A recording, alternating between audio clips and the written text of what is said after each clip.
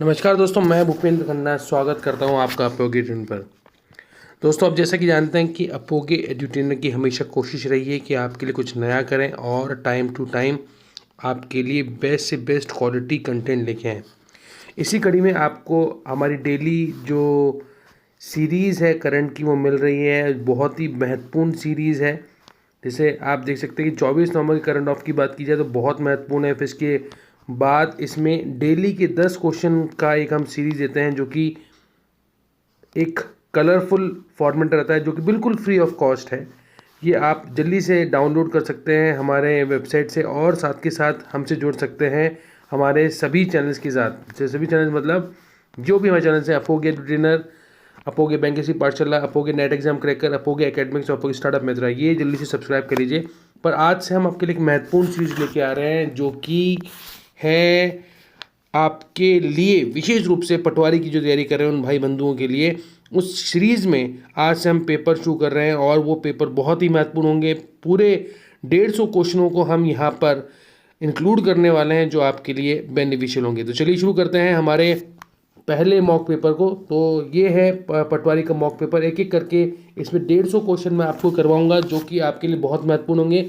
आपकी तैयारी का आकलन यहाँ हो जाएगा और आपके लिए ये जो क्वेश्चन होंगे बहुत ही महत्वपूर्ण साबित होंगे आपके एग्जाम की तैयारी के हिसाब से। तो चलिए शुरू करते हैं। पहला क्वेश्चन, बांसवाड़ा व डूंगरपुर के मध्य भूभाग को किस नाम से जाना जाता है? आपके ऑप्शंस हैं कांठल, भाकर, गिरवा एंड मेवल। बांसवाड़ा और डूंगरपुर के मध्य भूभाग को मेवल नाम से जाना जाता है, यानी इसका ऑप्शन नंबर डी करेक्ट है। और इसका नाम प्राचीन नाम बांगण या व्याघ्र वाट हुआ करता था। तो ध्यान रखना, बांसवाड़ा और डूंगरपुर का जो मध्य भूभाग है उसे किस नाम से जानते हैं? मेवल। इसके बारे में क्वेश्चन पूछा जा सकता है, बहुत महत्वपूर्ण है। चलिए आगे चलते हैं। कर्क रेखा किस जिले से होकर गुजरती है? कर्क रेखा राज्य के किस जिले से होकर गुजरती है? तो आपके ऑप्शंस हैं झालावाड़, उदयपुर, बांसवाड़ा और चित्तौड़गढ़। तो दोस्तों, कर्क रेखा है जो कि राजस्थान के जो दक्षिणी जिले हैं, और दक्षिणी जिलों में डूंगरपुर और बांसवाड़ा से कर्क रेखा होकर गुजरती है। और बांसवाड़ा कर्क रेखा के सर्वाधिक निकटतम शहर है। ठीक है, तो यहाँ पे डूंगरपुर नहीं है, ऑब्वियसली यहाँ पे सिर्फ बांसवाड़ा है, तो ऑप्शन नंबर सी इसका करेक्ट होगा। अगला क्वेश्चन देखते हैं। राजस्थान में किस प्रदेश में बीहड़ मिलते हैं? बीहड़ जो एक आपने कई मूवीज में सुना होगा, ठीक है, बीहड़ में डाकू रहते हैं, सुना होगा, उसी की बात हो रही है। तो ऑप्शन है बनास बेसिन, चंबल बेसिन, माही बेसिन और लूनी बेसिन। तो आपको बता दूं दोस्तों, राजस्थान के सबसे ज़्यादा बीहड़ जो हैं वो है मिलते हैं चंबल बेसिन में, यानी ऑप्शन नंबर बी। वैसे बता दूं दोस्तों, राजस्थान के ये बीहड़ होते क्या हैं? चंबल नदी के द्वारा मिट्टी के भारी कटाव के कारण इसके प्रवाह क्षेत्र में गहरी घाटियां और टीले बन गए हैं, जो कि 5 मीटर से 30 मीटर तक गहरे हैं। और इन गहरे गड्ढों को स्थानीय भाषा में खादर कहते हैं। ध्यान रखना दोस्तों, खादर कहते हैं। पूछा जा सकता है खादर क्या होता है। राज्य में बीहड़ भूमि का सर्वाधिक विस्तार सवाई माधोपुर और करौली जिले में है। तो ये सर्वाधिक विस्तार का है सवाई माधोपुर और करौली में है। तो बीहड़ को क्या कहते हैं? खादर कहते हैं स्थानीय भाषा में। और सर्वाधिक विस्तार कहाँ पर है? सवाई माधोपुर और करौली में। चलिए आगे चलते हैं। गलीचे निर्माण में प्रयुक्त मोटी ऊन के लिए प्रसिद्ध है मालपुरी, छोकला, सोनाड़ी या मगरा। रिपीट, मालपुरी, चोकला, सोनाड़ी और मगरा। तो इसका करेक्ट ऑप्शन दोस्तों ऑप्शन नंबर सी, सोनाड़ी सबसे ज़्यादा उपयुक्त है गलीचे बनाने के लिए। पांचवा, मोटे अनाज का राजा कहा जाता है। मोटे अनाज का राजा कौन है? ऑप्शन है मक्का, ज्वार, बाजरा, मोट। मक्का, ज्वार, बाजरा, मोट। दोस्तों करेक्ट आंसर होगा ऑप्शन नंबर बी, ज्वार। मोटे अनाजों का राजा कहा जाता है किसको? ज्वार को। अगला है राजस्थान का 33वां जिला किस संभाग में है। राजस्थान का 33वां जिला आपको पता होगा दोस्तों, जो कि था प्रतापगढ़, और प्रतापगढ़ जो है वो उदयपुर संभाग में है। मैं आपको बता दूं, उदयपुर संभाग में कुल 6 जिले हैं, खुद उदयपुर, डूंगरपुर, बांसवाड़ा, राजसमंद, चित्तौड़गढ़ और प्रतापगढ़। उदयपुर, डूंगरपुर, बांसवाड़ा, राजसमंद, चित्तौड़गढ़ और प्रतापगढ़। तो ध्यान रखिएगा, बहुत ही महत्वपूर्ण प्रश्न है। अभी हाल फिलहाल इसका आंसर है ऑप्शन नंबर डी यानी उदयपुर। चलिए आगे चलते हैं। अगला क्वेश्चन है, राजस्थान के कौन सा जिला राजस्थान मध्य प्रदेश सीमा पर स्थित नहीं है। ऑप्शंस हैं आपके बांसवाड़ा, उदयपुर, प्रतापगढ़ और झालावाड़। तो दोस्तों बता दूं, बांसवाड़ा, प्रतापगढ़ और झालावाड़ तीनों ही उदयपुर राजस्थान मध्य प्रदेश सीमा के पास में है। कौन नहीं है, वो है उदयपुर नहीं है। इसका सही आंसर होगा उदयपुर। मोरवाड़ प्रदेश राजस्थान के किस वृहत भू आकृतिक विभाग का भाग है। आपके ऑप्शंस हैं पूर्वी मैदानी प्रदेश, पश्चिमी शुष्क प्रदेश, हाड़ौती पठार और घग्गर का प्रदेश। अब दोस्तों क्लियर कर दूं, मोरवाड़ प्रदेश की बात की जा रही है, ठीक है।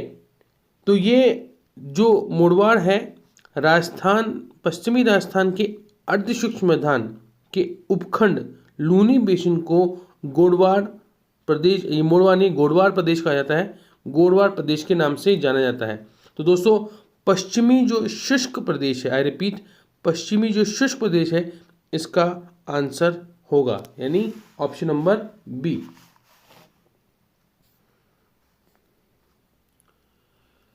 राजस्थान के किस जिले में नेशनल फॉसिल पार्क स्थित है। ऑप्शन है जैसलमेर, जोधपुर, चित्तौड़गढ़, अलवर। तो दोस्तों राजस्थान के जैसलमेर जिले में नेशनल वुड फॉसिल पार्क स्थित है। अगला क्वेश्चन देखते हैं, निम्नलिखित में कौन सा कथन सही नहीं है। पहला ऑप्शन है कुएं एवं नलकूप का कार्य 1937 में पूर्ण हुआ था। गंग नहर का निर्माण कार्य 1927 में पूर्ण हुआ था।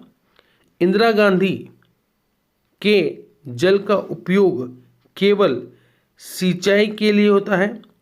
खड़िन शुष्क राजस्थान में जल संरक्षण की पारंपरिक विधि है। तो दोस्तों ये जो नलकूपों और कुएं का कार्य पूर्ण हुआ था, ये सही है। दूसरा, गंग नहर 1927 में पूर्ण हुआ था, ये भी सही है। केवल सिंचाई के लिए आता है, ये गलत है। और खड़िन जो है जल संरक्षण की परंपरागत विधि। तो ऑप्शन नंबर सी इसका सही होगा। इसमें कौन सा कथन सही नहीं है, इसे हमें चुनना था। खैर अगले प्रश्न चलते हैं, 11वें प्रश्न की तरफ। गंग नहर जो पुरानी नहरों में से एक है का निर्माण गंगा सिंह जी ने करवाया, कौन से वर्ष में। ऑप्शन है 1927, 1928, 1929, 1930। तो दोस्तों मैं आपको क्लियर कर देता हूँ, गंग नहर का जो निर्माण है, जो कि सतलज नदी से फिरोजपुर के निकट हुस्नीवाला तक पानी निकालकर किया गया है, जिसे महाराज गंगा सिंह द्वारा, बीकानेर के महाराज गंगा सिंह द्वारा निर्माण किया गया, और इस शहर से पेटा सीमेंट से बनाया गया है। तो इसका जो निर्माण है वो 1927 में हुआ था। ठीक है, चलिए आगे चलते हैं। इसलिए गंगा सिंह जी को राजस्थान का भागीरथ भी कहा जाता है। आगे चलते हैं अगले प्रश्न की तरफ, 12वां प्रश्न। पुष्कर की पहाड़ी में भारी वर्षा होती है तो बाढ़ कहाँ आती है। तो दोस्तों पुष्कर की पहाड़ियों में जब भारी वर्षा होती है तो यह जो बाढ़ है बालोतरा और हनुमानगढ़ तक चली जाती है। अतः लूनी नदी में अधिक जल होने पर बालोतरा में और घग्गर नदी में अधिक जल होने पर हनुमानगढ़ जंक्शन में बाढ़ आ जाती है। तो बता दूं दोस्तों, पुष्कर नदी में भारी वर्षा होगी तो कहाँ बाढ़ आएगी? बालोतरा में बाढ़ आ जाएगी। अगला देखते हैं, अरावली पर्वत श्रेणी का विकास किस काल में होना माना गया है? तो अरावली पर्वत का जो विकास है वो Precambrian, I repeat, Precambrian stage में होना माना गया। वैसे इसके ऑप्शंस हैं प्री कैम्ब्रियन, मीसोजोइक, पेलियोजोइक और सीनोजोइक। तो correct option is what? Precambrian. भूगर्भिक दृष्टि से अरावली पर्वत श्रेणी मुख्यतः अरावली सुपर ग्रुप क्वार्टजाइट की चट्टान से बनी है।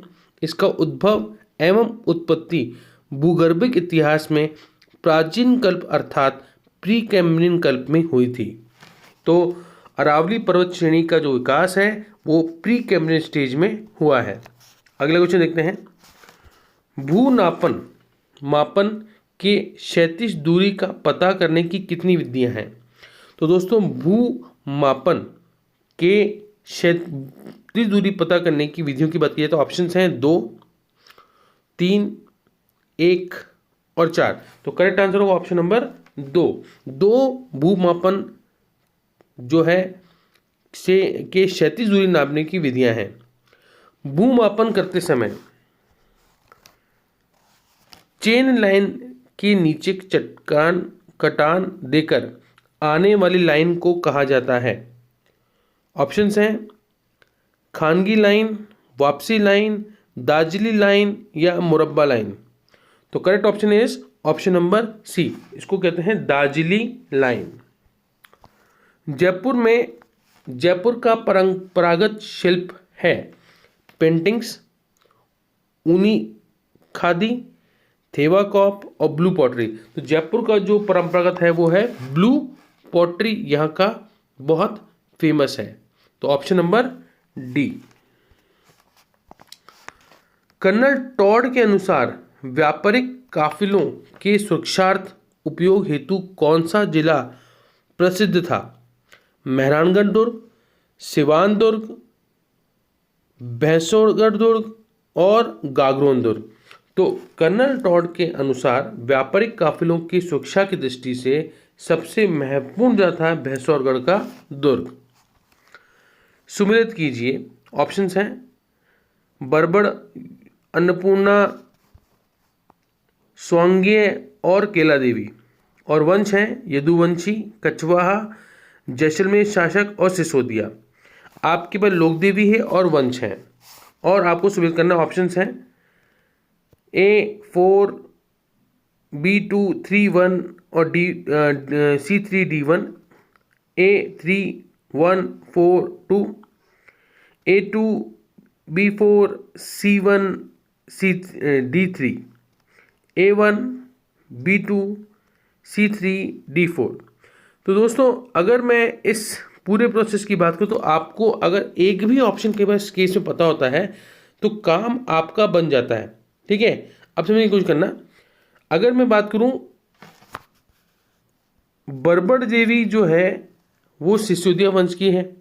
ठीक है, और अगर मैं बात करूं बी का लिंक देखिए तो अन्नपूर्णा कछवाहा की है। तो इसका ऑप्शन जा रहा है option number A. Option number A is correct. Option number A is correct in it. A का 4 मतलब बरबड़ जो है वो है सिसोदिया की, अन्नपूर्णा जो है वो है आपके कछवाहा वंश की, स्वांग्या माता है आपके जैसलमेर के शासकों की, और केला देवी जो है वो है यदुवंशियों की। मांडना बनाने में निम्नलिखित में से किस वस्तु का प्रयोग नहीं किया था? मांडना जो होता है एक परंपरागत जो हमारे कल्चर है उसका एक पार्ट है। तो ऑप्शन है खड़िया व गेरू, ऑप्शन बी है हल्दी व कुमकुम, ऑप्शन सी है आटा व चोकर, ऑप्शन डी है नमक और साजी। तो देखो मांडना बनाने में किस वस्तु का प्रयोग, तो मांडना बनाने में खड़िया और गेरू का प्रयोग होता है, हल्दी और एवं कुमकुम का भी होता है, आटा व चोकर का भी होता है, बस नमक और साजी का प्रयोग नहीं होता। तो करेक्ट ऑप्शन दोस्तों कौन सा होगा? ऑप्शन नंबर डी इसका करेक्ट ऑप्शन होगा, नमक व साजी। अगला देखते हैं, चूरू में कौन से गांव का तोलाराम का कमरा हवेली तथा मलजी का कमरा हवेली प्रसिद्ध है? कौन से गांव की ये जो तोलाराम का कमरा ब्रैकेट में हवेली, मलजी का कमरा हवेली प्रसिद्ध है? तो चूरू के आपको क्लिक कर दूं, महनसर गांव, चूरू के महनसर गांव की तोलाराम का कमरा और मलजी का कमरा पसंद है। तो ऑप्शन नंबर सी इसका सही होगा। ताम्र नगरी सभ्यता कहलाती है कालीबंगा, आहड़, पीलीबंगा और बागौर। तो दोस्तों उसका करेक्ट आंसर होगा ऑप्शन नंबर बी, यानी कि आहड़। I repeat, Ahar. अब बात की जाए तो आहड़ उदयपुर में है, जहां पे ताम उपकरण, बर्तन, काले व लाल रंग के मृदभांड आदि प्राप्त हुए थे। तांबे के उपकरणों की प्रचुरता के कारण इस पर्टिकुलर टाइम को या इस पर्टिकुलर सभ्यता को ताम्र नगरी कहा जाता है। ध्यान रहे, आहड़ की विशिष्ट आकृति के बर्तनों को ब्लैक एंड रेड वेयर भी कहा जाता है, क्योंकि इनकी एक विशिष्ट आकृति थी बर्तनों की। नेक्स्ट है, राजस्थान सरकार द्वारा प्रकाशित कैलेंडर में विक्रम संवत, साके और सन दिया हुआ होता है। यदि विक्रम संवत 2063 हो तो बताएं कि शाके संवत क्या होगा? तो जी बहुत सिंपल है, विक्रम संवत में से आप पहले ईसवी संवत निकाल लीजिए, यानी कि जो भी वर्ष दे रखा है उसमें से 78 को घटा दीजिए और जो भी आपके पास आए उसमें 57 जोड़ दीजिए। ठीक है, अब जैसे यहाँ पे 2063 है, इसमें से 78 घटा दो और 57 जोड़ दो, यानी देखो ये नहीं पूरा कैलकुलेशन करो, आप तो कॉमन से लगाओ कि इसमें से 78 में से 57 का तो कितना आ गया भैया, ये माइनस का आएगा, दैट इज व्हाट, माइनस का 21। 2063 में से आपको घटाना है बाय डिफॉल्ट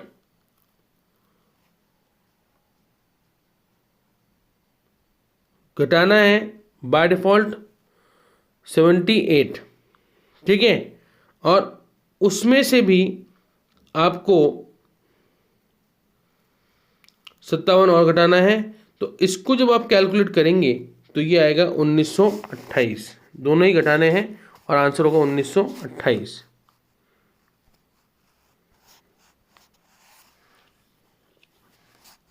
ठीक है, चलिए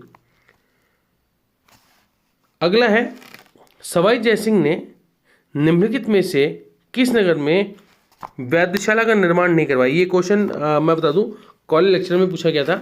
ऑप्शंस हैं उज्जैन, मथुरा, आगरा और बनारस। तो अगर सवाई जयसिंह साहब की बात की जाए तो उन्होंने उज्जैन में भी वेधशाला का निर्माण करवाया था, मथुरा में कराया था, बनारस में कराया था। कहाँ नहीं करवाया? उन्होंने आगरा में इसका निर्माण नहीं करवाया, यानी ऑप्शन नंबर सी। औरंगजेब की मृत्यु तक अपने आप को स्वतंत्र कराने का प्रयास करने वाला राजपूत राज्य था। औरंगजेब की मृत्यु तक अपने आप को स्वतंत्र कराने का प्रयास करने वाला राजपूत राज्य था। तो दोस्तों ये था मारवाड़। कौन सा था? मारवाड़। मारवाड़ एकमात्र ऐसा राजपूत था जिसने औरंगजेब की मृत्यु तक अपने आप को स्वतंत्र कराने का प्रयास किया। Option number B. किस राजपूत राजा ने हरिनाथ, सुंदरदास, जगन्नाथ जैसे विद्वानों का संरक्षण प्रदान किया था? आपके ऑप्शंस हैं आमेर के महाराजा मानसिंह, मारवाड़ के रावचंद्र सेन, बीकानेर के राय सिंह और मेवाड़ के महाराणा राज सिंह। तो दोस्तों 25वें का जवाब होगा ऑप्शन नंबर ए। आमेर के महाराजा मानसिंह ने अपने समय में हरिनाथ, सुंदरदास एवं जगन्नाथ जैसे दरबारी कवियों को अपने यहाँ रखा था। वहीं जगन्नाथ ने मानसिंह कीर्ति मुक्तावली की रचना भी की थी। तो हरिनाथ सुंदरदास और जगन्नाथ किसके विद्वान थे? आमेर के महाराज मानसिंह के ये विद्वान थे। चलिए आगे चलते हैं। प्रतिहार वंश की मंडौर शाखा के किस शासक ने अपनी राजधानी मंडौर से मेड़ता स्थानांतरित की? तो प्रतिहार वंश के अगर राजाओं की बात की जाए तो इसमें जो ऑप्शन है वर्तमान में है वो है कुकुक, नागभट्ट प्रथम, रज्जिल या बाऊ। तो दोस्तों इसका सही जवाब है ऑप्शन नंबर बी, यानी कि नागभट्ट प्रथम ने अपनी राजधानी को शिफ्ट किया था। कहां पर किया था? मंडौर से मेड़ता।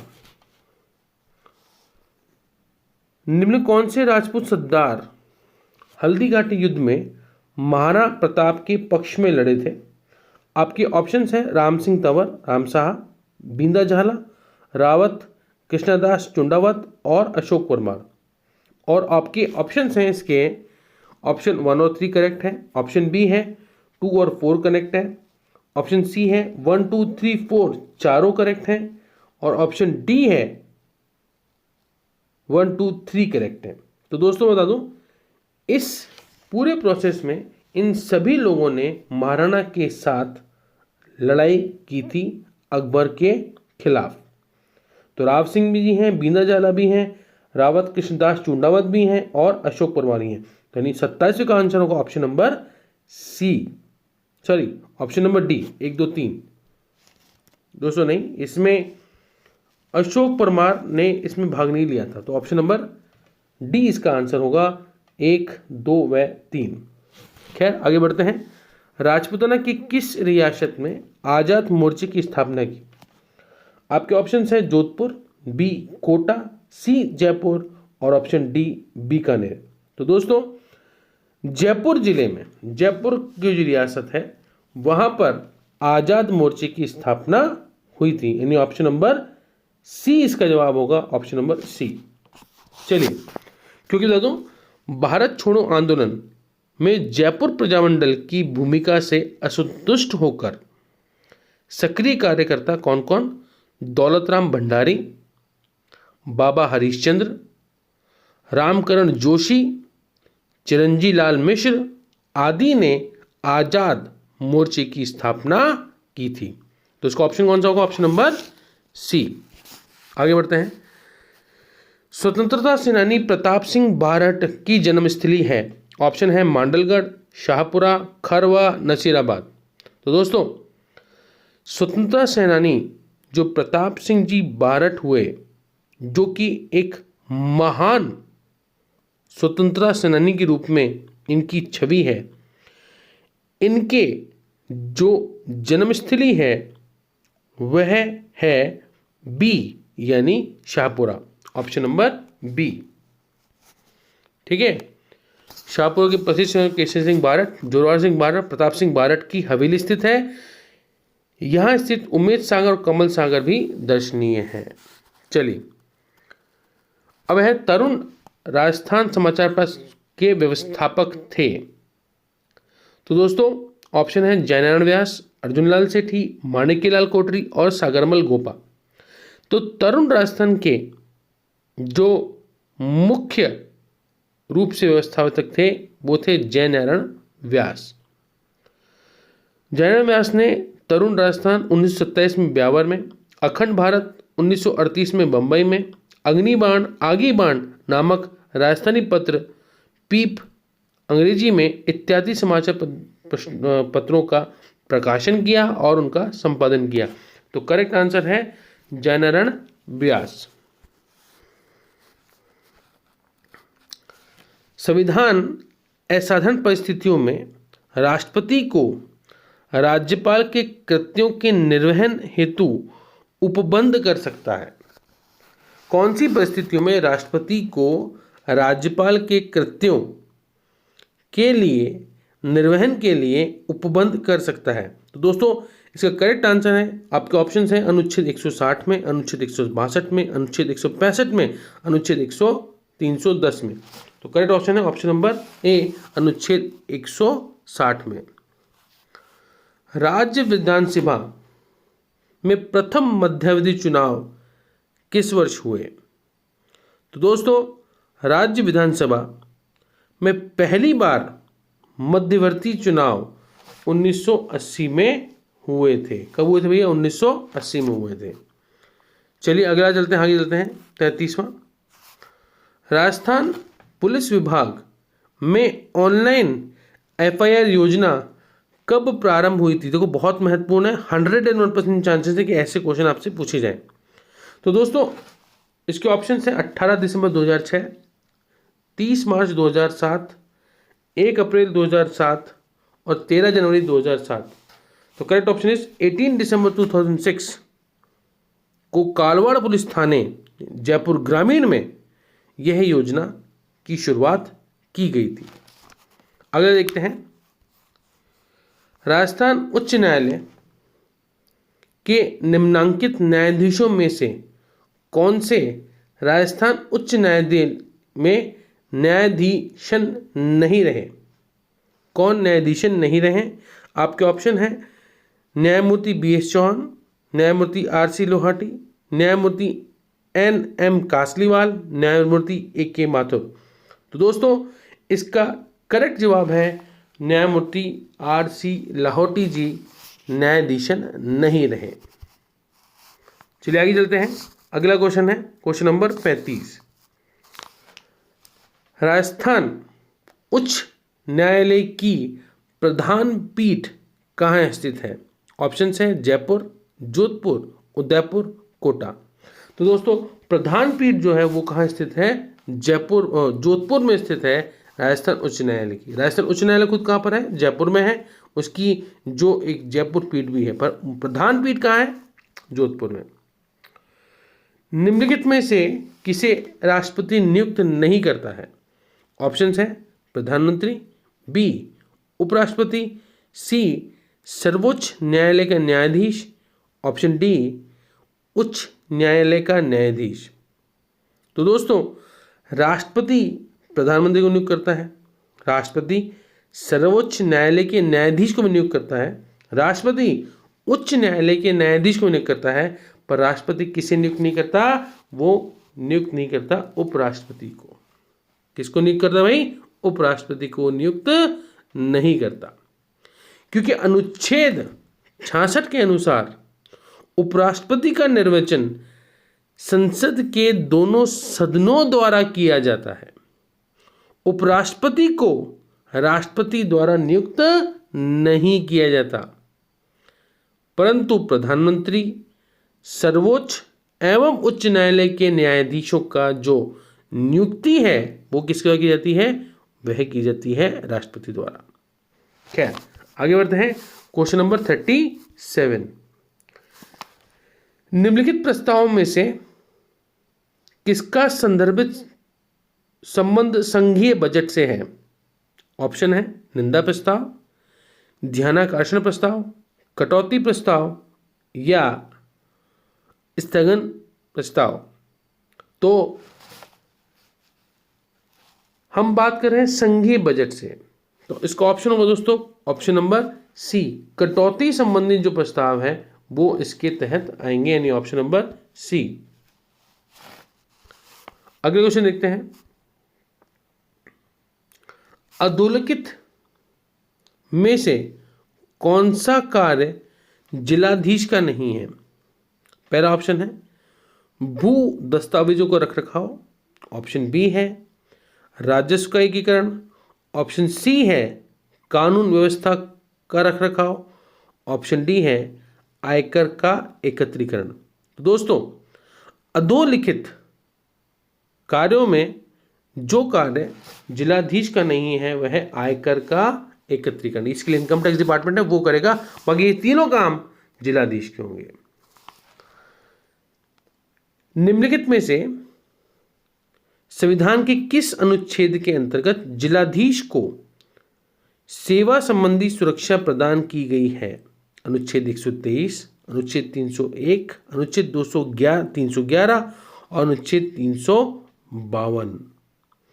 तो करेक्ट जवाब होगा ऑप्शन नंबर सी, अनुच्छेद 311 के तहत जिलाधीश को सेवा संबंधी सुरक्षा प्रदान की गई है। राजस्थान राज्य विधानसभा के अस्थायी अध्यक्ष प्रोटेम स्पीकर के बारे में सही कहा गया है। वह मुख्यमंत्री द्वारा नामांकित किया जाता है, ऑप्शन ए।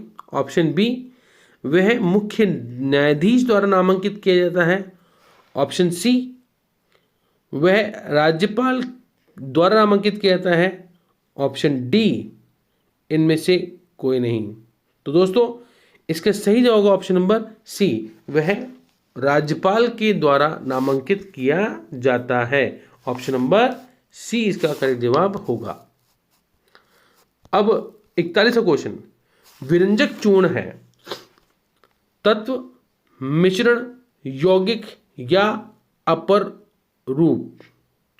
तो दोस्तों इसका सही जवाब होगा विरंजक चूर्ण एक तरह का यौगिक है। इट्स ऑल अबाउट यौगिक। ये केमिस्ट्री क्वेश्चन है।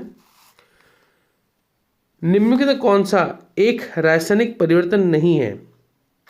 दूध का जमना, फल का पकना, जल का वाष्पन या कोयले का जलना। इनमें से कौन सा रासायनिक परिवर्तन नहीं है, हमें बताना है। बताएं फिर से, दूध का जमना, फल का पकना, जल का वाष्पन या कोयले का जलन। तो इसका ऑप्शन होगा ऑप्शन नंबर सी, जल का वाष्पन एक भौतिक क्रिया है, ना कि एक रासायनिक क्रिया। ये रासायनिक परिवर्तन नहीं, ये भौतिक परिवर्तन है। बाकी तीनों, दूध का जमना हो, फलों का पकना हो या कोयले का जलना हो, ये सभी रासायनिक प्रक्रियाएं हैं। हाइड्रोजन के जलने से संबद्ध क्रिया है जल योजन, अपचयन, ऑक्सीकरण या हाइड्रोजनीकरण। तो दोस्तों इसका करेक्ट जवाब होगा ऑप्शन नंबर सी, इसे बोलते हैं हम ऑक्सीकरण की प्रक्रिया। पृथ्वी की सतह पर अधिकतम पाए जाने वाली धातु है। कौन सी धातु पृथ्वी की सतह पर अधिकतम पाई जाती है? तो दोस्तों इसका करेक्ट जवाब होगा, अच्छा वैसे इसका ऑप्शन है Fe मतलब फेरम, फेरस और फेरम, एल्यूमिनियम, जिंक और प्लेटिनम। तो दोस्तों पृथ्वी पर सतह पर सबसे ज़्यादा पाई जाने वाली अगर कोई धातु है तो वह है एल्यूमिनियम, यानी इसका ऑप्शन नंबर बी इसका सही होगा।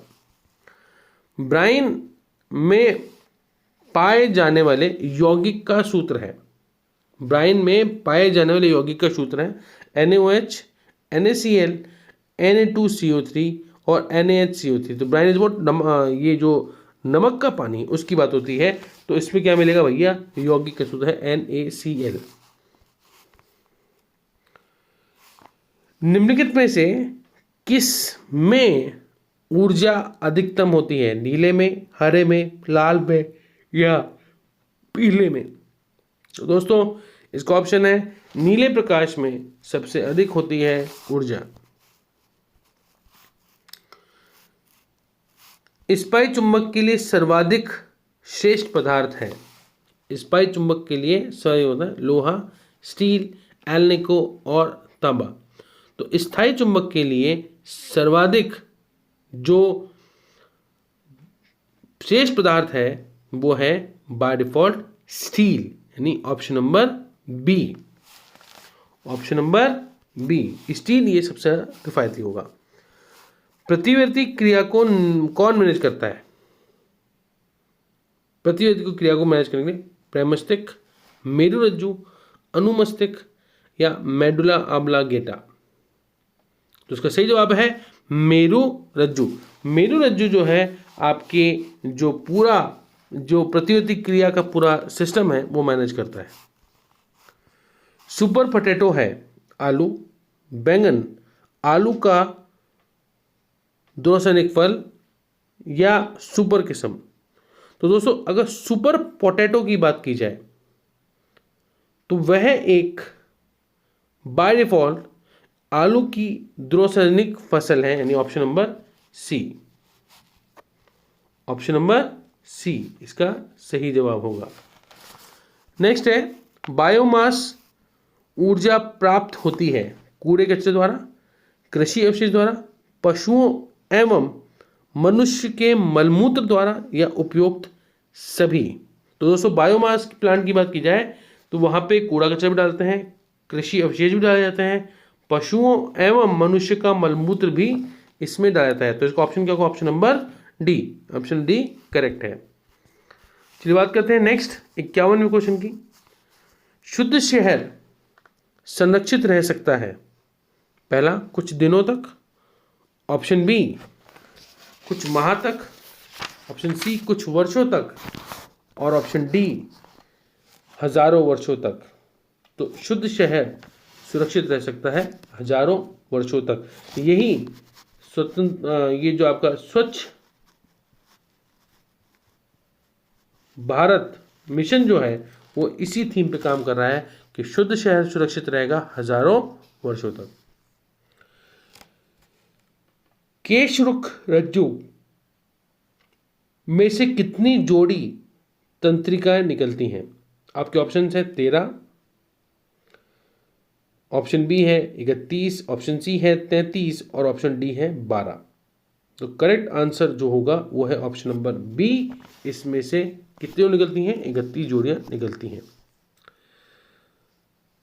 मानव शरीर के पालन के लिए कौन सी सहायक ग्रंथि उपस्थित होती है?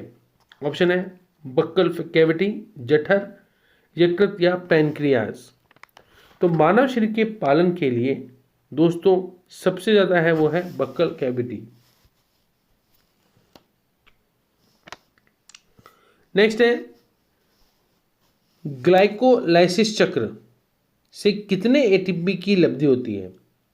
ऑप्शन है 2, ऑप्शन बी है 36, ऑप्शन सी है 38 और ऑप्शन डी है 6। तो करेक्ट ऑप्शन होगा इसका ग्लाइकोलाइसिस वाले ऑप्शन का, that is option number A, that is 2। कितनी की लब्धि होती है? ओनली 2 एटीपी की लब्धि होती है। जर्म प्लाज्मा सिद्धांत किसने दिया? मैंडल, अरस्तु, डी ब्रिज और वेजमैन। तो दोस्तों जर्म प्लाज्मा जो सिद्धांत है वह दिया गया था वेजमैन द्वारा। किसके द्वारा दिया गया था? वेजमैन।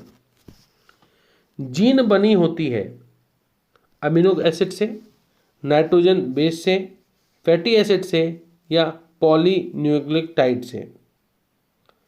तो जो जीन है वह मुख्य रूप से बनती है पॉलीन्यूक्लियोटाइड से। ऑप्शन नंबर डी इसका सही जवाब होगा।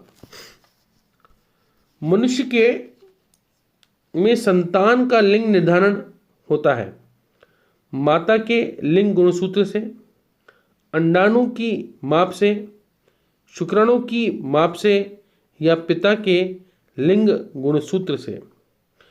तो मनुष्य के संतान में लिंग का निर्धारण अगर कोई करता है तो वह करता है पिता। पिता के लिंग गुणसूत्र से ही जो संतान है उसका लिंग डिसाइड होता है। ठीक है, ये चीज आप ध्यान रखिएगा, महत्वपूर्ण है। अगला देखते हैं, इंसुलिन का रासायनिक स्वभाव है कार्बोहाइड्रेट, प्रोटीन, स्टेरॉयड और लिपिड। इंसुलिन का जो रासायनिक स्वभाव है वह कैसा है? ऑप्शन है कार्बोहाइड्रेट, प्रोटीन, स्टेरॉयड और लिपिड। तो ऑप्शन बी इज करेक्ट, मतलब कि इसका आंसर सही होगा option B, that is what? Protein. ठीक है, 58 का क्या आंसर है? प्रोटीन। मूत्र में आरबीएक्स की उपस्थिति रहती है हेमेटोरिया, नेफ्रेटिक्स, प्रोटीनूरा एंड व्रोलेंटिस। The correct answer is option number A, यानी इज व्हाट? हेमेटोरिया। हृदय स्पंदन को नियंत्रित करता है ऐसे मोड, एवी नोड, वेगस तंत्रिका की हृदय शाखा या पुरकेंज तंत्र। तो correct option is option number C, vagus तंत्रिका की हृदयी शाखा इसके को नियंत्रित करती है। अगला क्वेश्चन 61, भारत में पहला लोकपाल किसे मनोनीत किया गया? एस के बनर्जी, पिनाकी चंद्र घोष, राजेंद्र मित्तल और इनमें से कोई नहीं। तो दोस्तों भारत का पहला लोकपाल मनोनीत किया गया था पिनाकी चंद्र घोष को, यानी ऑप्शन नंबर बी इसका सही जवाब होगा। किस फुटबॉल खिलाड़ी ने 2018-19 के सीजन का यूरोपियन गोल्डन शू खिताब जीता? आपके ऑप्शन हैं Cristiano Ronaldo, Harry Kane, Lionel Messi और the Virgil van. Yes, the correct answer is option number C, Lionel Messi ने इस अवार्ड को जीता था। नेक्स्ट है, देश का पहला chief of defence staff CDS कौन बने? तो ऑप्शन है मनोज निकुंज नरवाना, बिपिन रावत, वीरेंद्र सिंह धनोआ या इनमें से कोई नहीं। तो पहले chief of defence staff CDS जो अपॉइंट किया गया है वो है बिपिन रावत साहब को। राज्य विधानसभा में अधिकतम सदस्यों की संख्या कितनी होनी चाहिए? ऑप्शन है 350, ऑप्शन बी है 600, ऑप्शन सी है 500, ऑप्शन डी है 750। तो राज्य विधानसभा में अधिकतम हो सकती है ऑप्शन नंबर सी, 500 इसकी अधिकतम सीमा हो सकती है। नेक्स्ट है, जिस जिले में वार्षिक वर्षा में विषमता का प्रतिशत सर्वाधिक है वह है, सबसे ज़्यादा विषमता है वार्षिक वर्षा में, वह कौन सा जिला है? बाड़मेर, जयपुर, जैसलमेर और बांसवाड़ा। तो दोस्तों इसका सही जवाब होगा क्वेश्चन नंबर 65 का ऑप्शन नंबर सी, जैसलमेर सबसे ज़्यादा जो जिसमें विषमता है वार्षिक विवर्ष में वो जैसलमेर है। पावर पैक योजना किससे संबंधित है? ऑप्शन है दूरस्थ ग्रामीण इलाकों में सौर ऊर्जा से विद्युतीकरण, संचालित मशीनों से नियमित निर्यातित सामान की पैकिंग और सीमेंट के उत्पादन की प्रक्रिया, या पैकिंग सामान को संरक्षित रखना। कौन सा ऑप्शन सही होगा ये बताएं। यस, पावर पैक योजना है कि दूरस्थ ग्रामीण इलाकों में सौर ऊर्जा से विद्युतीकरण को करना। खैर अगर देखते हैं, उत्तरी ध्रुव में भारत का अनुसंधान केंद्र का नाम क्या है? तो उत्तरी ध्रुव में स्थित भारत के अनुसंधान केंद्र का नाम दोस्तों है हिमाद्री। कौन है दोस्तों? हिमाद्री, यानी ऑप्शन नंबर बी। ऑप्शन थे दक्षिण गंगोत्री, हिमाद्री, यमुनोत्री और मैत्री। तो उत्तरी ध्रुव पे भारत का जो अनुसंधान केंद्र है उसका नाम है हिमाद्री, ऑप्शन नंबर बी। अगर देखते हैं, विटामिन B12 का घटक है जिंक, आयरन, मैग्नीशियम या कोबाल्ट। तो उसका ऑप्शन है डी, ये कोबाल्ट का घटक है, option number D. Option number D, vitamin B12 का घटक है जिंक, आयरन, मैग्नीशियम, कोबाल्ट। तो ऑप्शन नंबर डी, यानी 68 का आंसर क्या होगा दोस्तों? ऑप्शन नंबर डी, यानी कोबाल्ट। नेक्स्ट है, अब देखो यहां मैथ्स की क्वेश्चन शुरू हो गए, थोड़ा कॉमन सेंस लगाना। किसी वृत्त की परिधि है 44 सेंटीमीटर, तो वृत्त का क्षेत्रफल ज्ञात कीजिए। 1 मिनट, आपको पता है 2πr इज इक्वल टू है 44, ठीक है। अब कॉमन लगाना, आपको by default 2 × 22/7 × r is equal to 44 लिखा है। अच्छा, 2 × 22 44, ये 44 कैंसिल, r का मान कितना आ गया भैया? 7। अब आपको r पता है तो क्षेत्र निकल सकता है, πr²। बहुत सिंपल, पाई कितना है? 22/7 × 7 × 7 कैंसिल हो गया, 7 से 7, 22 × 7 154 सेंटीमीटर स्क्वायर। ये मेरा फाइनल आंसर होगा, ऑप्शन नंबर डी। फॉर्मूले पता है तो काम बहुत आसान होगा, फॉर्मूले नहीं पता तो मैं भी कुछ नहीं कर सकता। अगला देखते हैं, यदि कोई धनराशि स्वयं की 3 गुनी हो जाती है 8 वर्षों में, तो वह धनराशि कितने वर्ष में स्वयं की 5 गुना हो जाएगी, जबकि ब्याज की दर साधारण है। इसका मैंने फॉर्मूला बताया था, वैसे तो लंबा तरीका बताया था, शॉर्टकट बताया था, तो मेरा वीडियो देखना, बहुत सिंपल है। n1 - 1 upon t1, n2 - 1 upon t2। ठीक है, 3 गुनी हुई है 8 वर्ष में, तो बताओ 5 गुनी होगी कितने वर्ष में? कुछ नहीं जी, ये 2 हो गया, ये 4 हो गया, 2/8 यानी 1/4, यहाँ पे भी 4, 4 × 4 16, और ये ऊपर आ जाएगा, तो क्वेश्चन मार्क का मान कितना हो गया भैया? 16। चलिए देखते हैं अब 17वां प्रश्न। बहुत सिंपल है, कोई धनराशि 8 वर्ष में 3 गुनी हो जाती है, तो बताएं वह धनराशि कितने वर्ष में स्वयं की 5 गुनी हो जाएगी।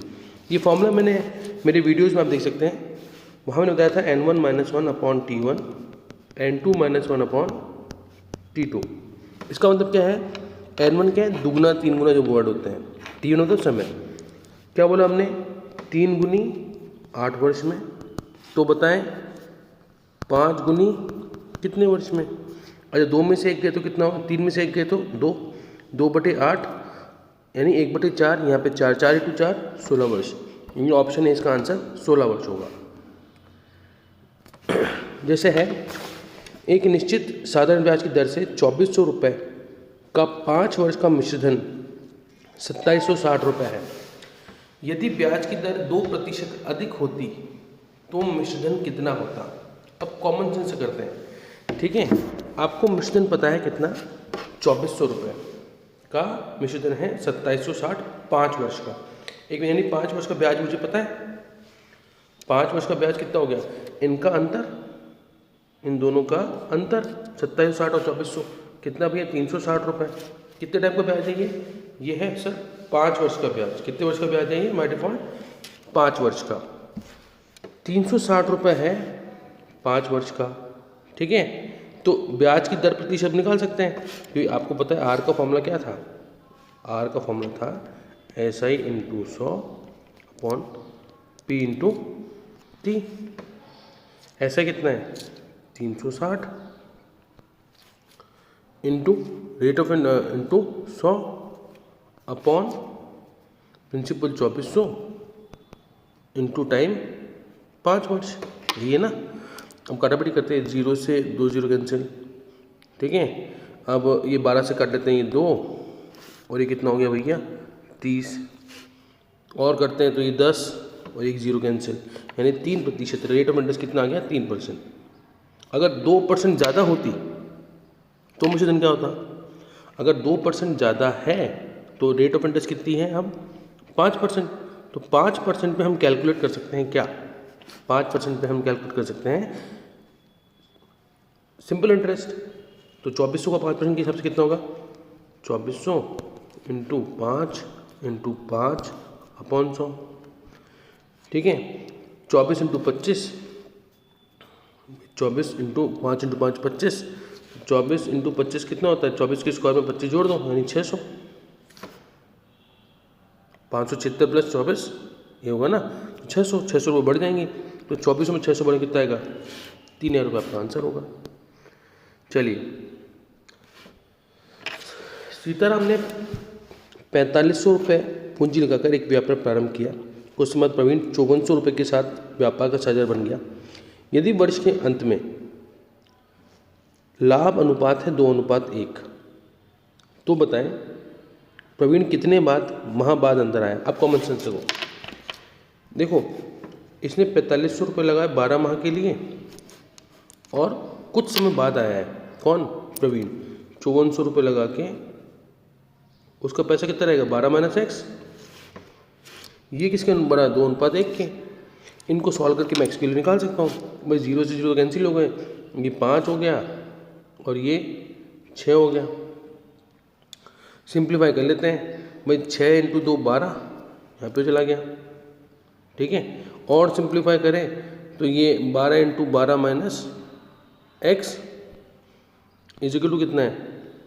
5 × 12 कैंसिल हो गए, 12 से 12 तो 12 - x इजिकल टू 5, यानी x का मान कितना हो गया? 12 - 5 यानी 7 माह। यानी कि वह कितने बाद प्रवीण शामिल हुआ है, 7 माह जो है उसका पैसा रहा है, तो ये 5 माह बाद शामिल हुआ है। कितने माह बाद शामिल हुआ है? 5 माह बाद, यानी ऑप्शन नंबर बी। ठीक है, बहुत कॉमन सेंस वाली बात है। आगे चलते हैं 73वां क्वेश्चन। ओम और आनंद ने क्रमशः 1200 रुपये और 12,000 और 16,000 रुपये का व्यापार प्रारंभ किया। 8 माह बाद संजीव भी आ गया और 2 वर्ष बाद 45,600 रुपये का लाभ में से संजीव का हिस्सा कितना होगा? तो पहले अनुपात निकालते हैं। भाई दोनों ने व्यापार प्रारंभ किया, कितने में किया भैया? 12,000 और 16,000 रुपये लगाकर। 8 माह बाद संजीव आया है, तो दोनों का पैसा कितने समय रहेगा? 12,000 इंटू 24 और 16,000 इंटू 24, और इसका संजीव का पैसा कितना है? 15,000 इंटू 16 माह।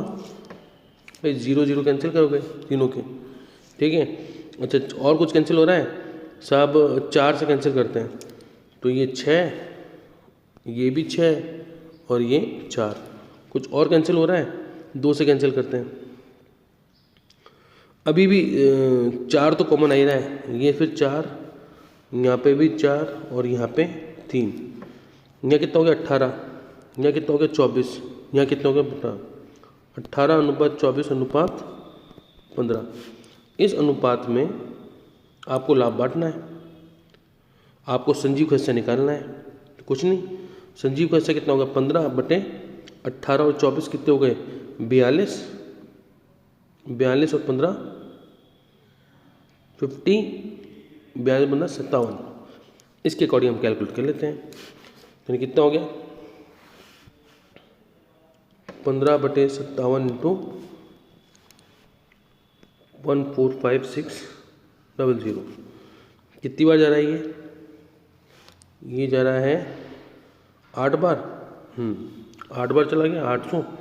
15 8 120 और 2 0, 12,000 इसका फॉर्मूला आंसर होगा। 12,000 rupees is the profit of Sanjeev, यानी ऑप्शन नंबर बी।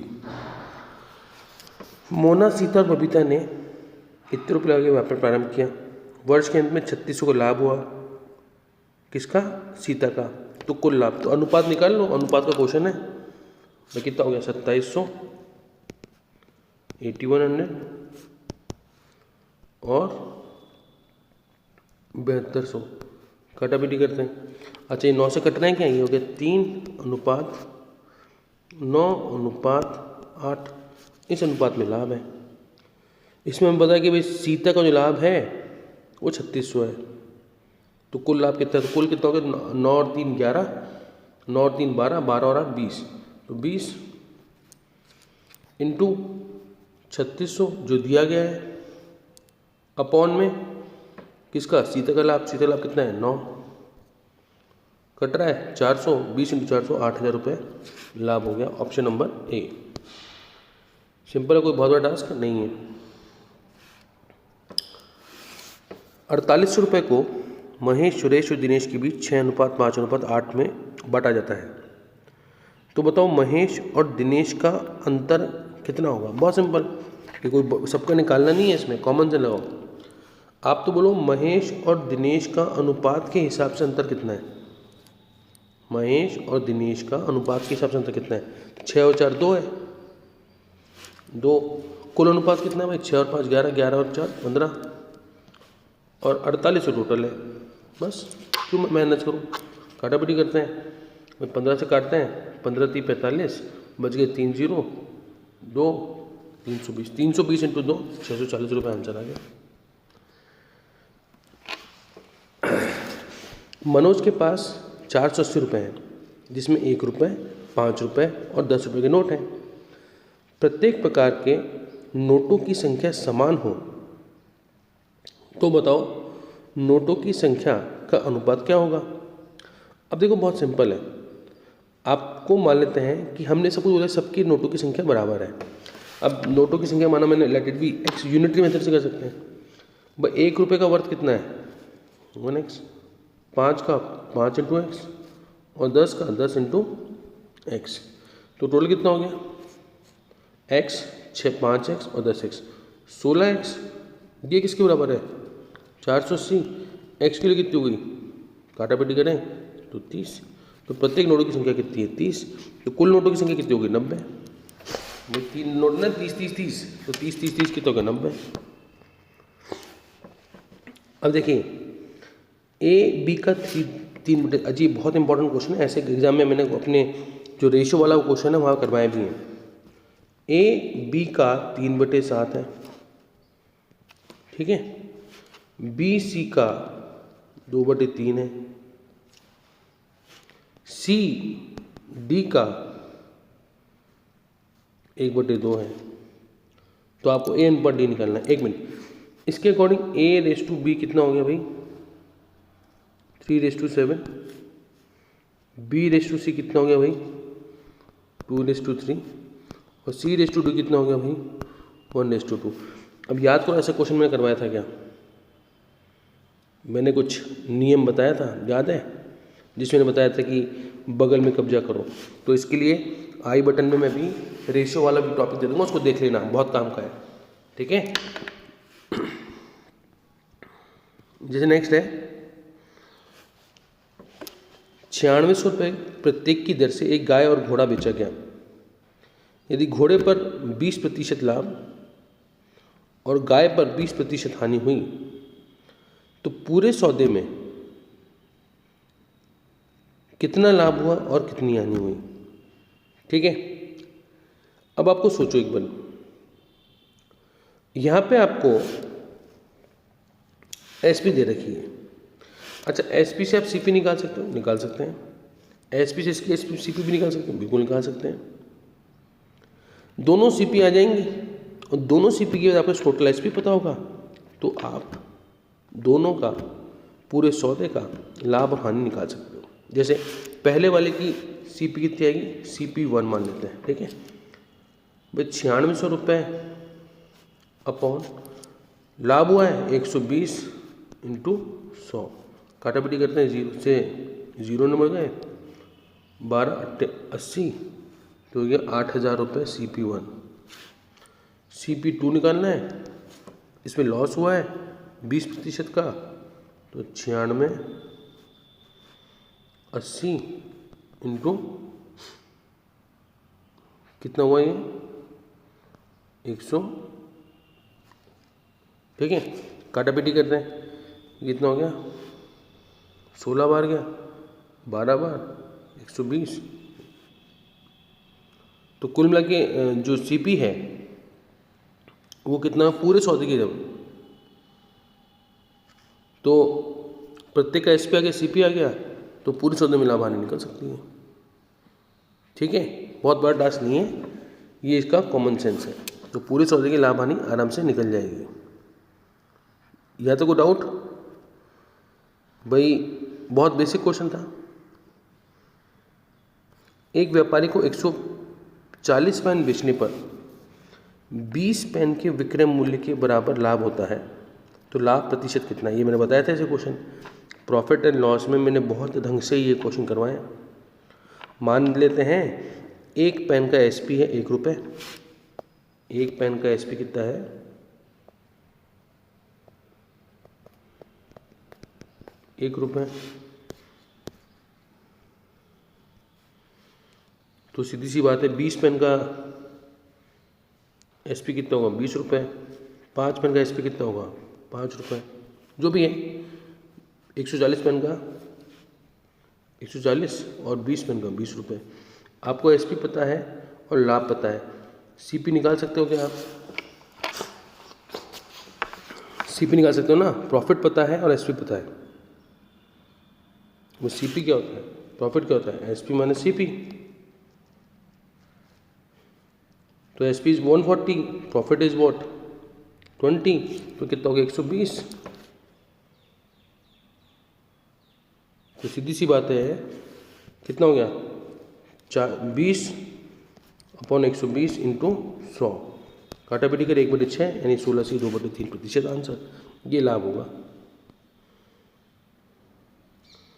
एक दुकानदार 2 रुपये में 6 की दर से टॉफी खरीदता है और 4 रुपये में 0 नहीं है, ये 9 है, 4 रुपये में 9 की दर से बेच देता है, तो उसका लाभ प्रतिशत बताया था मैंने भाई। 2 रुपये में कितनी आ रही है 6, और 4 रुपये में कितनी है 9।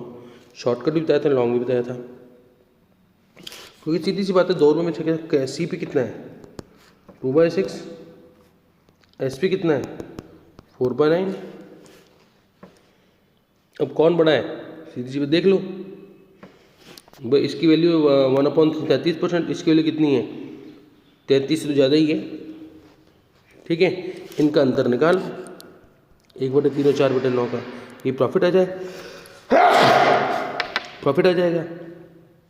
ये भी बताया था मैंने, या फिर मैंने एक तरीका और बताया था कि आपको करना कुछ नहीं है, रुपये सेम कर दो।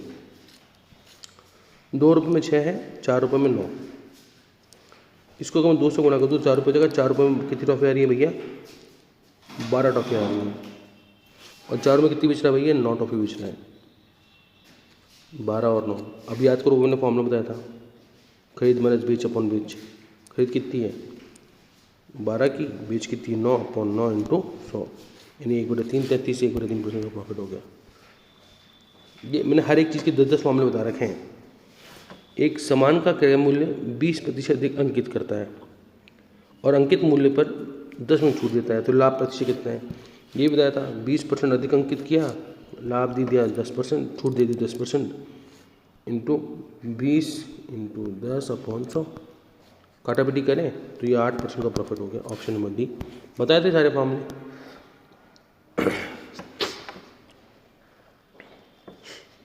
एक दुकानदार क्रय मूल्य पर बेचने का दावा करता है, 1 किलो के स्थान पर वही खरीद माइनस बेच अपन बेच। खरीद कितनी है 1000 की, बेच कितना है 960/960 इंटू 100 हो गया। सिंप्लीफाई कर लो, 40/960 इंटू 100, काटापिटी करें तो ये 0 से 0, ये 1 और ये कितना हो गया भाई 24 और जा रहा है ना, तो 1/24 कितना होता है 4/4%। Option number B, that's it. Tick करके आंसर 1 सेकंड में। एक पहिए का अर्धव्यास है 7 सेंटीमीटर, मतलब त्रिज्या दे रखी है। 44 किलोमीटर दूरी तय करने के लिए पहिए कितना जगह लगाएगा, n into 2πr is equal to 44 kilometre. But ये सेंटीमीटर में है तो उसको भी सेंटीमीटर लाना पड़ेगा।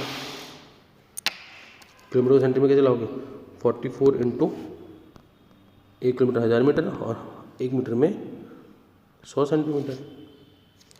ये n इंटू 2πr के इक्वल है। r आपको पता है, n आपको निकालना है, पाई के लिए पता है। 1 मिनट, तो 2 इंटू 22/7 इंटू r कितने भी 7, 7 से 7 कैंसिल, 44 कैंसिल, गुना कर दो s उसको 44 मीटर है ना, तो सीधे सीधा आंसर कितना हो गया, सिंपल हो गया 10,000 चक्कर हो गए। स्ट्रेट फॉरवर्ड क्वेश्चन है। ऑप्शन नंबर ए।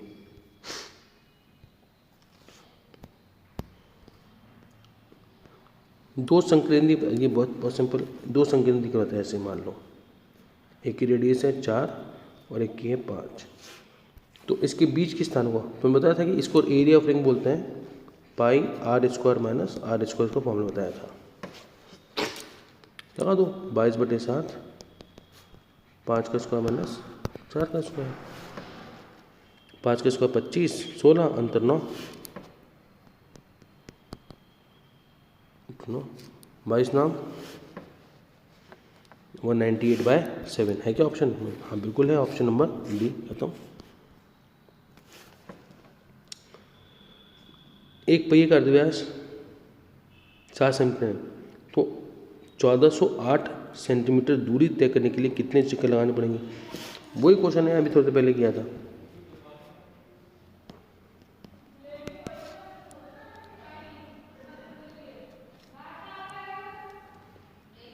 एन कितना है पता नहीं, पाई कितना है 22/7, आर कितना है 7, 1408, काटापटी कितने हैं 7 से 7 में बढ़ गया।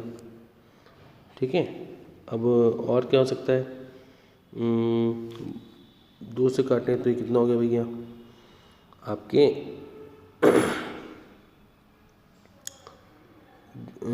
2 से काटे तो ये 704, ठीक है। अब 22 ये 11 से काट लेते हैं तो कितना हो गया 6 64, फिर ये 11 से काटे 2 32, तो 32 चक्कर होंगे, ऑप्शन नंबर डी, सिंपल। एक वर्ग और उसके विकर्ण पर खींचे गए वर्ग के क्षेत्रफल में बात, अरे यार बहुत सिंपल है। मान लो ये वर्ग है और ये वर्ग का विकर्ण है, इस पर मैंने एक और वर्ग बना दिया, इनके क्षेत्रफल का अनुपात। आपको पता है कि अगर ये 1 है तो ये भी 1 होगा, तो ये √2 हो जाएगा, ठीक है। अब इससे जो एरिया निकल के आ रहा है उसका एरिया होगा 1 का स्क्वायर, दैट इज व्हाट 1, और इससे एरिया निकल के आएगा √2 का स्क्वायर, दैट इज व्हाट 2। तो वर्ग और इसके अनुपात कितना होगा 1:2, खत्म, कॉमन सेंस। एक समचतुर्भुज में विकर्ण 12 और 16 से परिमाप क्या होगा, सिंपल यार। समचतुर्भुज कैसा होता है, कुछ ऐसा होता है, कुछ ऐसा होता है, ठीक है। ये इसकी विकर्ण है, एक 16 है और एक 12 है, ठीक है, एक 16 है और एक 12 है।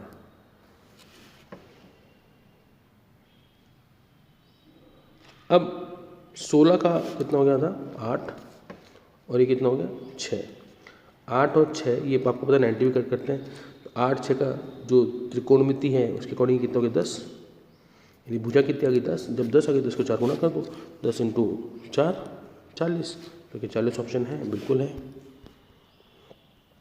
अगला देखते हैं, एक वर्ग की लंबाई, ये वर्ग नहीं है दोस्तों, ये आयत है, ठीक है।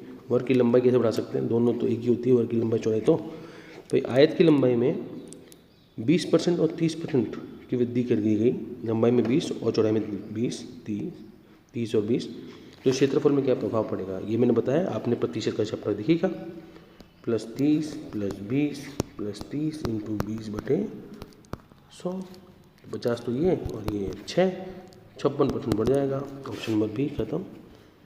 क्वेश्चन करते ना अपने से, किसी संख्या का 1/4 का 1/3 15 है, उस संख्या का 30% क्या होगा। तो पहले संख्या तो निकाल लो, x का 1/4 का 1/3 15, तो x कितना हो गया 15, 12 × 15। अब लोगों से गलती क्या होती है, इसको मल्टीप्लाई करने में लग जाती है, क्यों करते हो, इसका ही 30% निकालना है, 30/100, सिंपल। क्यों मेहनत करूँ, काटा पीटी क्यों करूँ, फालतू जी को बवाल क्यों लूँ, कोई कट रहा है तो ये 3 से काट ले, ये 20, ये 0 से 0, 1 और ये 6, 6 × 3 × 3, 6 × 18, 18 × 54 आंसर आ गया।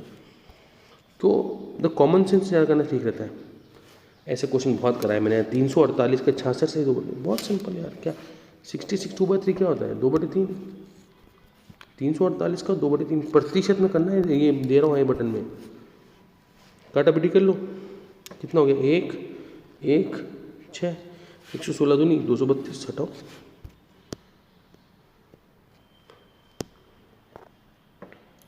दो उम्मीदवार हैं, इनके बीच चुनाव हुआ, चुनाव में डाले गए केवल मतों का 35% प्राप्त करके एक उम्मीदवार 15,000 मतों से आ गया। तो सीधी सी बात, 2 लोग ही हैं, मैंने बताया था यार, एक को 35 मिले तो ये 65 मिले होंगे, 35 मिले होंगे, इनका अंतर कितना है सब 30%, 30% किसके बराबर 15,000 के, तो 1% किसकी 1% किसके बराबर है, निकाल सकते हैं, वो निकल जाएगा ना, 30% 15,000 के बराबर है तो 1% निकल जाएगा, और 1% निकल जाएगा तो 65% निकल जाएगा, भाई 15,000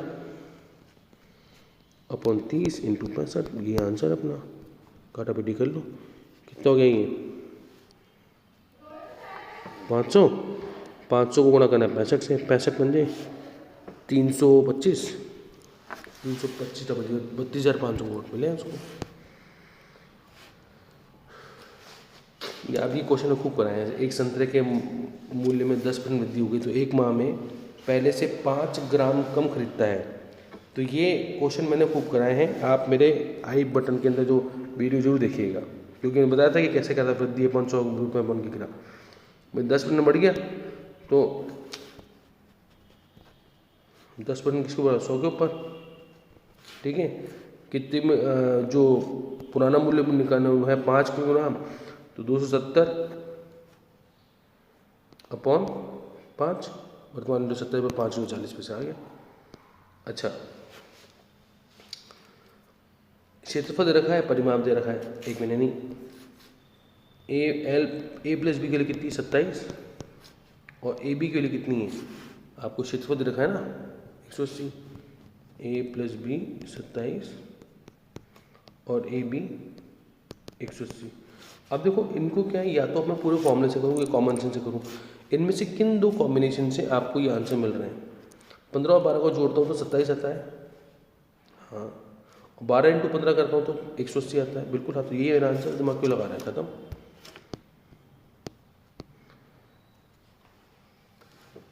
किसी राशि पर 2 वर्ष के साधारण ब्याज और चक्रवृद्धि ब्याज का अंतर 15 रुपये है, तो वह राशि कितनी होगी।